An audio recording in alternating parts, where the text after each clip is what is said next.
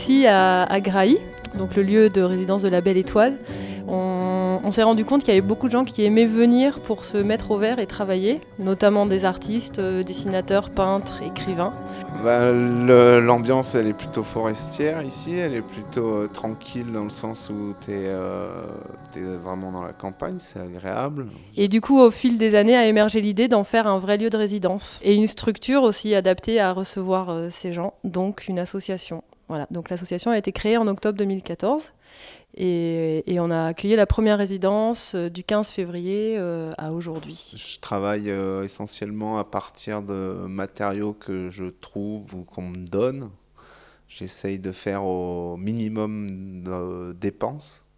Donc je travaille avec les matériaux que je trouve autour de moi quand j'arrive quelque part. Donc ici, à disposition, ils ont un atelier qui fait environ 30 mètres carrés avec aussi un logement tout équipé. Et puis une terrasse de 80 mètres carrés pour un travail en extérieur. Il y a un espace sous la terrasse couvert. Il y a des fours céramiques à disposition. Enfin voilà, tout est envisageable. Alors concrètement, qu'est-ce que c'est le sujet, c'est un bateau qui est perché dans les arbres. Alors l'idée d'être en résidence à la Belle Étoile, c'est donc de venir pour une durée qui peut être comprise entre grosso modo 15 jours à 3 mois. Qui que ce soit, hein, peintre, écrivain. On est plus orienté sur les arts plastiques parce que moi je suis céramiste et donc j'ai un atelier à disposition aussi et Franck est graphiste. On a deux grands événements concomitants.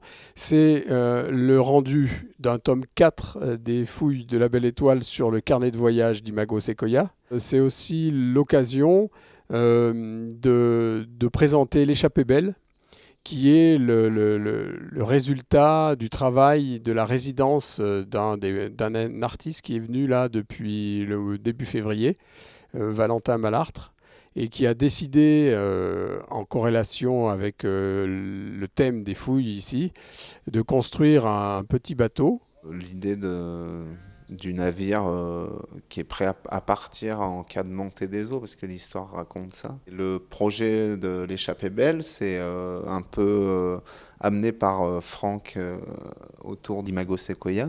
Et qu'on a été posé, qui est en chantier naval à 10 mètres du sol dans les Douglas au-dessus du terrain de fouilles et qui va nous servir de petite vigie. Et puis, comme les fouilles nous parlent d'une grande montée des eaux, qui peut peut-être servir dans l'avenir. Franck et moi, nous sommes là en permanence pour accompagner les artistes qui sont en résidence. Ils ont un temps pour créer. S'ils le souhaitent, ils peuvent faire du rendu, c'est-à-dire faire soit un petit spectacle ou une démonstration, un atelier, ce qu'ils veulent. Donc en parallèle de la résidence, il y a aussi l'organisation d'ateliers de pratique artistique pour tout le monde. Donc moi, je mène les ateliers par exemple de modelage, céramique, mais on va accueillir d'autres personnes qui vont faire d'autres ateliers. Pourquoi pas travailler aussi avec l'extérieur, se déplacer avec les écoles, etc. Et ensuite, du mois de juin au mois de juillet, pendant 2 mois, on a une écrivaine en résidence qui va faire des ateliers d'écriture. On espère monter un partenariat avec la Biennale de l'Aquarelle. C'est pas encore fait, mais voilà, ça se monte. Voilà, des prochaines résidences à venir.